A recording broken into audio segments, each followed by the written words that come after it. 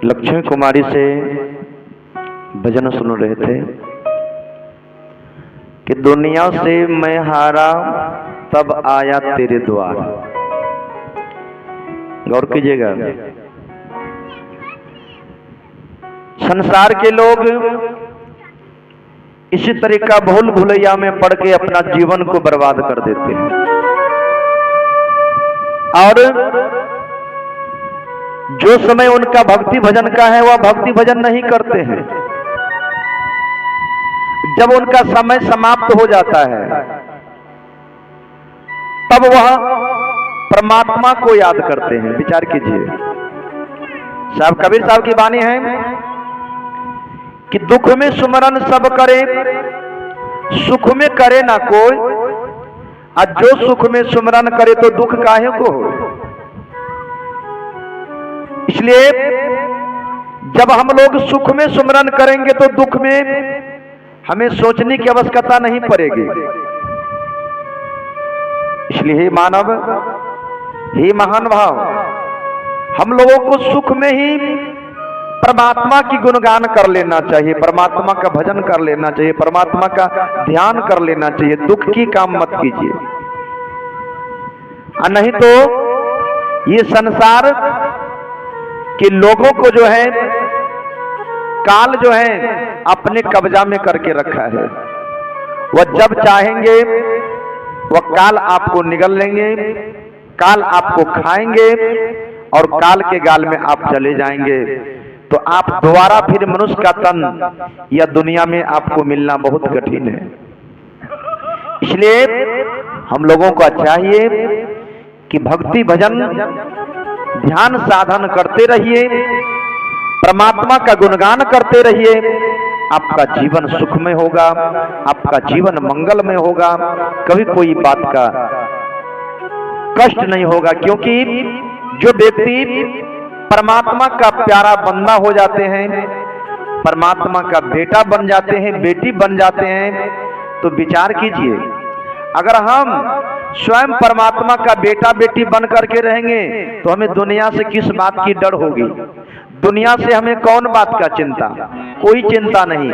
अगर आप यहाँ भी देखिए, संसार की बात मैं कर रहा हूँ, अगर किसी का बेटा किसी का बाप दादा अगर करोड़पति है, लाखपति है, तो उनका देखिए बेटा पोता को कितना अकड़ के चलते हैं, क्योंकि उनको कोई बात की गम नहीं है, कोई बात की चिंता नहीं है, फिक्र नहीं है। वह सोचता है कि हमें किस बात की डर। हमारे पिताजी पैसे वाले हैं, हमारे पिताजी दादाजी पूंजी पगा अन्य खानदानी अमीर है, तो हमें किस बात की गम है।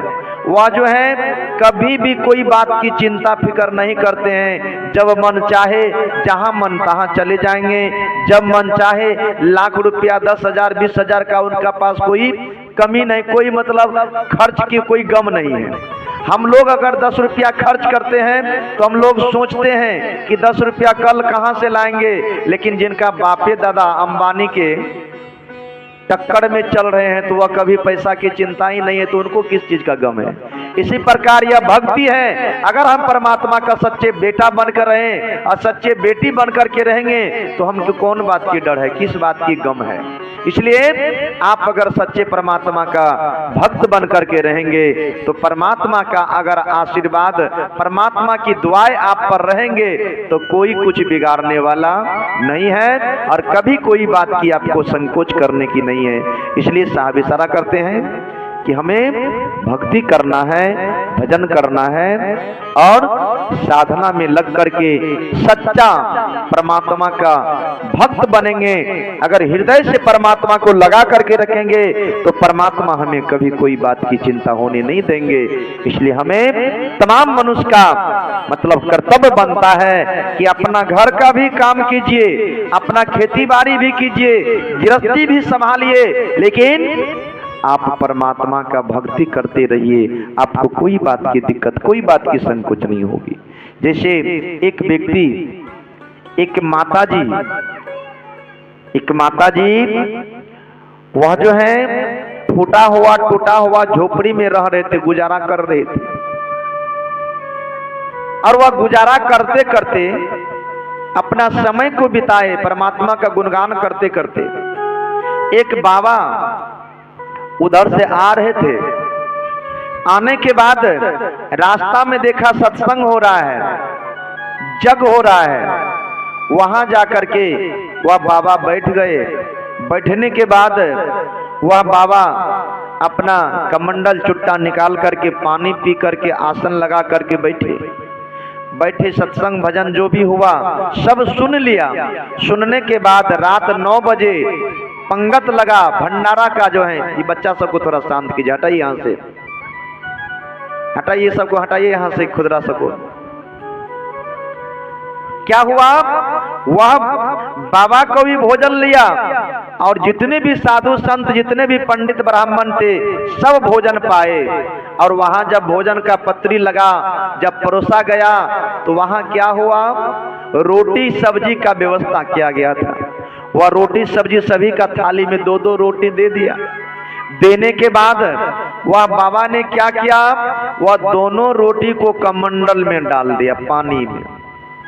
पानी में डालने के बाद वह पानी में डाल करके जब रोटी को निचोड़ा, रोटी को जब अपने हाथों से दाब करके उनको जब रस गारने लगा तो वह रस में से क्या निकला, ये देखिए।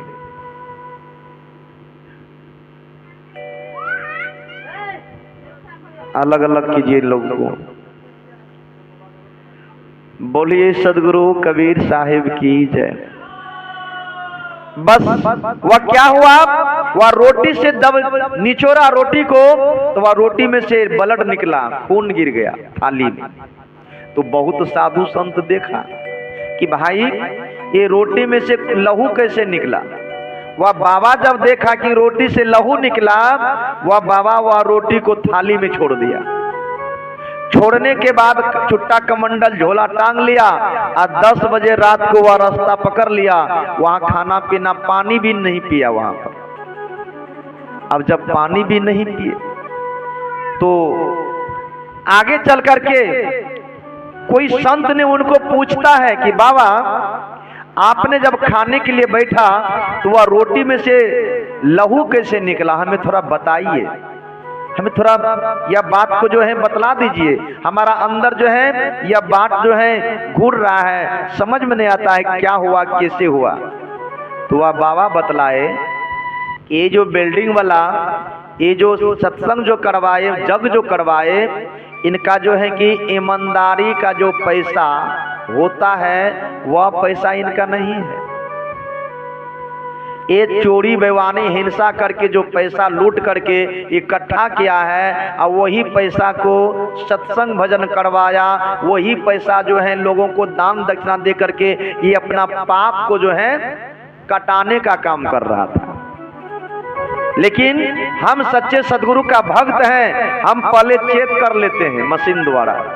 अगर उनका सही शुद्ध खाना पानी है तो वहां हम खाएंगे और नहीं तो नहीं खाएंगे। वह बाबा इतना बात बोला तो वह बाबा का चरण पकड़ करके रोने लगे। कहता बाबा हम लोग भी तो पापी हैं, कैसे हमारा उद्धार होगा। कहता है उद्धार अगर चाहते हो तो आप अपने आप को अंदर से साफ कर लो, बाहर से साफ हो जाओ। मन को तन को दोनों को अगर साफ कर लोगे भक्ति के माध्यम से, ध्यान साधना के माध्यम से, तो आपका जो है धीरे धीरे सारा मैल खत्म होगा। तो आप जो है उसी तरह निर्मल हो जाइएगा, आपका सारा दोष मालिक खत्म कर देंगे। वह बाबा क्या किया, आगे चल करके वह झोपड़ी में जो वह दिया जल रही थी और वह माताजी सो रही थी, वहां जाकर के वह माताजी को जगाते हैं। कहता माताजी जगिए, ये खुदरा को हटाइए यहाँ से। किसका किसका खुदरा है ये सब, इसको हटाइए यहाँ से, पिछला सीट पकड़ाइए। बोलिए सदगुरुदेव की जय। क्या हुआ, वह माता जी को जगाया, बूढ़ी माँ को जगाया। जगाने के बाद वह माता जी जग गए तो वह माता जी को कहता है माता जी साहिब बंदगी। तो माता जी कहता है साहिब बंदगी। कहता माता जी हम यहाँ पर आराम करेंगे। क्या कहा, कि हम यहाँ पर आराम करेंगे, हमारी व्यवस्था लगा दीजिए। तो वह माता जी कहता देखिए एक ही ठो घर है, वह घर में हम सोते हैं, आपका यहाँ कोई व्यवस्था नहीं होगा, आप आगे जाइए। तो वह माता जी को क्या कहते हैं बाबा कि मैं यही आम के पेड़ के निकट हम सो जाएंगे, माता जी हमको यहीं पर एक ठो बिछावन दे दीजिए, हम बिछा करके सो जाएंगे। तो वह माता जी बोली कि एक ही ठो पटिया चटाई है और उस पर मैं सोती हूँ और हमारे पास फालतू बिछावन नहीं है, इसलिए हमारे पास व्यवस्था नहीं, आप जाइए। वह कहता नहीं माता जी, अगर आपके पास व्यवस्था नहीं है तो हमारे झोला में है बिछाने वाला व्यवस्था, हम झोला में से निकाल करके हम अपना बिछा लेते हैं, लेकिन रात यहीं पर हम सोएंगे, हम कहीं नहीं जाएंगे। बस वह माता जी कहता है कि ये कैसा बाबा का फेरा में पड़े हैं, ये बाबा तो कहता यहीं रहेंगे। अब बताइए, तो वह जब बाबा आसन लगा लिया, बाबा आसन पर बैठ गया, और तब ये माता जी जाकर के बंदगी करके पूछते हैं कि बाबा आप कुछ खाए हैं, खाइएगा। कहता देखो अगला गांव में सत्संग हो रहा था, वहाँ का खाना पीना हमको अच्छा नहीं लगा, मैं भूखे वहाँ से चल करके आई हूँ और यहाँ पर मैं सो करके सुबह यहाँ से चले जाएंगे। वह माता जी भी खाना नहीं खाई थी, एक रोटी थी माता जी के पास में। वह माता जी क्या करती है, एक रोटी से आधा रोटी तोड़ करके वह बाबा को थाली में दे करके पानी ला करके दिया। वह बाबा जो है आसन पर बैठे हैं, तो कहता है माता जी ये रोटी क्यों दिए आप हमको? कहता हम भी नहीं खाए थे, यही एक दो रोटी था, तो इनमें से आधा आधा हम दोनों बांट लिए हैं, आप आए तो हमको भी खाने का इच्छा हुआ तो हम भी आपके साथ में खाएंगे, अब भी खा लीजिए। वह क्या हुआ, वह बाबा जो है वह रोटी को कमंडल में डाल दिया, अब पानी से निकाल करके जब निचोड़ा तो वह कमंडल के पानी वह रोटी से क्या निकल रहा है, दूध। वह रोटी से क्या निकला, दूध निकला। वह बूढ़ी माता देख रही है, वह निचोड़ा जब किया रोटी को तो उनसे दूध निकला। वह बाबा क्या किया, वह सब्जी नमक मिला करके जल्दी जल्दी रोटी खा करके अब पानी पी करके हाथ धो करके शांति हो गए। अब बाबा को पूछते हैं वह माता जी कि बाबा आपने रोटी से दूध कैसे निकाला और रोटी से दूध क्यों निकला, यह थोड़ा हमें बताइए, इनका बारे में मुझे पता नहीं है। तो वह बाबा ने कहा कि हे माता जी ये ईमानदारी की रोटी थी, ये मेहनत का रोटी थी, जो कि उनमें से आपका रोटी व उनमें से दूध जो निकला, यह मतलब प्रमाण दिया कि यह मेहनत का कमाई का यह भोजन है, इनमें कोई भी त्रुटियां नहीं, कोई भी मिलावट नहीं, कोई भी इनमें दो राय नहीं, इसलिए यह रोटी से दूध निकला, इसलिए मैं इनको खाया और मुझे पेट भर गया, शांति मिला, सुकून मिला, आपका खाना खा के हमें बहुत अच्छा लगा। अब माता जी ने यह बात से बहुत प्रशंसा हुई कि मैंने जीवन में अच्छा कर्म किया और मेहनत का कमा करके मैं खाया और प्रभु का गुणगान किया, इसलिए आज यह एक संत आकर के हमारे दरवाजा पर हमें हाथ से भोजन किया। वह दोनों सो गए अपने अपने जगह पर। 4 बजे वह बाबा ने 4 बजे चुट्टा कमंडल लिया अपना चला, माता जी सोए रह गए। और जब 6 बजे माता जी जगे, वह बाबा को देखा, बाबा नहीं मिला। बाबा जब नहीं मिला, अब गांव के लोगों से पूछते हैं ए भैया कोई बाबा को देखे हैं, ए भैया कोई बाबा को देखे हैं। एक भैंस चढ़ाने वाला व्यक्ति ने कहा कि बाबा यही रास्ता से गया है। क्या कहा, बाबा यही रास्ता से गया है और वह बाबा आगे बहुत दूर चला गया है, माता जी आप लौट जाइए। कहता नहीं, जब तक बाबा नहीं मिलेंगे तब तक हम लौटने वाला नहीं है। वह दौड़ते दौड़ते आलगोरा पर दौड़ रहे थे और माता जी का पैर फिसल गया, गिर गए, माता जी का पैर टूट गया। पैर टूट गया, टूटने के बाद क्या हुआ, वह माता जी वह पैर पकड़ के रो रहे हैं, कोई उनको उठाने वाला नहीं है, कोई उनको बचाने वाला भी नहीं हुआ।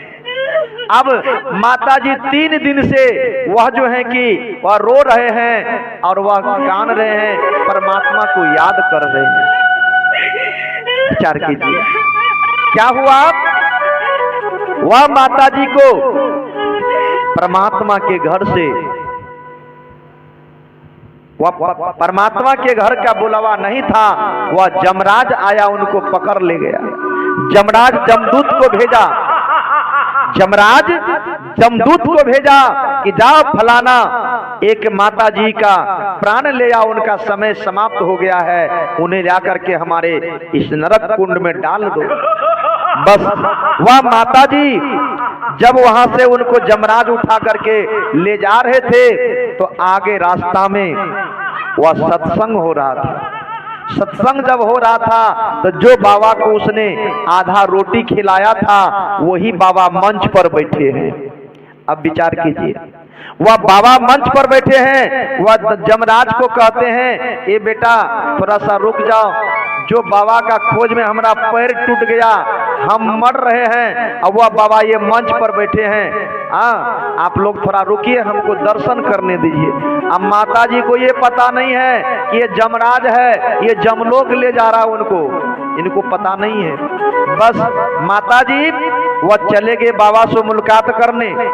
बाबा के आगे में जाके खड़ा हो गया और कहते हैं आप जो 4 बजे भोर में आप हमको छोड़ करके भाग गए, आप दर्शन भी नहीं दिए, हमें दान दक्षिणा भी देने नहीं दिया, ऐसा काम क्यों किए?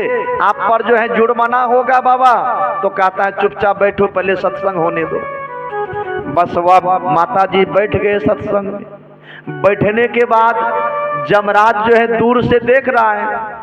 आधा घंटा बीत गया, वह माता जी इशारा कर रहे हैं, माता जी को इशारा करता है जल्दी निकलो वहां से, समय पुर रहा है, वहां बुला रहा है। अब माता जी को कहता है बाबा रुको, अभी नहीं जाना है, कहीं रुको। आप विचार कीजिए, वह जमराज पकड़ने का फेरा में, वह जल्दी कहता निकलो वहां से, और जमराज को पता नहीं है, जमराज को पता नहीं है कि वह जो है कि सत्संग में जाकर के वह बूढ़ी माता को पकड़ ले, वह माता जी को छोड़ दी। बस क्या हुआ, वह क्या किया, वह जमराज बुलाते रहे। अब बाबा कहता बैठो, तुमको जाना नहीं है। बस ऐसे करते करते जमराज ने उल्टा चला गया, और जाने के बाद क्या हुआ, धर्मराज से कहते हैं बाबा वह माता जी को पकड़ के तो ला ही रहे थे, लेकिन रास्ते में एक सत्संग हो रहा था, अब वह बाबा उनको बुला लिया। अब बाबा के आगे में बैठ गया, हमरा पावर नहीं चला कि बाबा के आगे से उनका जीव को ले आए। अब विचार कीजिए, एक दिन का सत्संग, एक दिन आधा रोटी खिलाया हुआ माता जी, किनको? बाबा को। और जब बाबा चले, जब वहां जमराज चले गए, अब बाबा बाद में सत्संग खत्म हुआ, आरती लगी, तो वह बूढ़ी माँ से कह रही है अब बताओ क्या बात है? तो कहता है बाबा आपको खोजने के चक्कर में हमारा पैर टूट गया, आपको खोजते खोजते परेशान हो गए, लेकिन आप हमको नहीं मिले, दौड़ते दौड़ते गिर गए, हमारा पैर फिसल गया, मेरा पैर टूट गई, अब मैं क्या करूं? कहता है कि देखो जो बाबा का तुम खोज रही थी वह बाबा मैं नहीं हूं, वो कोई और होगा, वह बाबा नरी लोक के थे, लेकिन जहां तुम बैठी हो ये नरी लोक नहीं है, ये स्वर्ग लोक है, ये सत्संग स्वर्ग में हो रहा है, तुमको ये भी पता नहीं है कि तुमको कौन यहाँ तक पहुंचाया। कहता बाबा वह कौन था? तो कहता वह जमराज का दूत था, वह जमराज आया और तुमको ले जा रहा था नरक के द्वार पर, तुमको ले जा रहा था 184 में, लेकिन वह बाबा का जो एक रोटी खिलाया उसी का कृपा हुई, उसी का जो है माध्यम से तुमको अभी जो इस जगह बैठी हो तो वह कृपा बाबा का है। अभी जो तुमको जमराज छोड़ दिया है वह कृपा बाबा का है। अभी जो तुम स्वर्ग में बैठी हो ये कृपा जो है वह तुम्हारा आधा रोटी का है। अगर आधा रोटी संतों को नहीं खिलाता तो अब तक में तुम 184 में जाकर के गोता लगाता, तुमको पता नहीं कौन कौन जीव में जन्म लेना पड़ता, लेकिन वह साधु का एक दिन का सेवा, एक दिन का भोजन से तुम जो है कि यह पद को पाई है। माता जी जो बाबा को तुम खोजने में पैर तोड़ लिया है वह बाबा मैं नहीं, वह तो कोई और था, लेकिन वही बाबा का माध्यम से तुम्हें आज स्वर्ग मिला है।